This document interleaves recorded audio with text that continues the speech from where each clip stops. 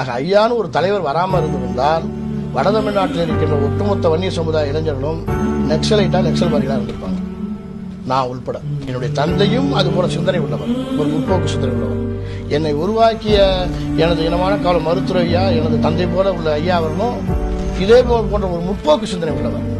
பாமக நிறுவன மருத்துவர் ராமதாஸ் அவர்கள் கூட உங்களை பற்றி குறிப்பிடும்போது என்னுடைய வயிற்றில் பிறக்காத மகன் அவர் அப்படின்னு அடிக்கடி சொல்லியிருக்கிறார். இந்த அளவுக்கு உங்கள் மீது அன்பு ஏற்பட என்ன காரணம்? நான் ஐயா என்னுடைய தந்தைன்னு சொல்றதை விட ஐயான்னு தான் இன்னைக்கு கூப்பிடுவேன். ஏன்னா தந்தையை விட உயர்ந்த சாணம் ஐயா.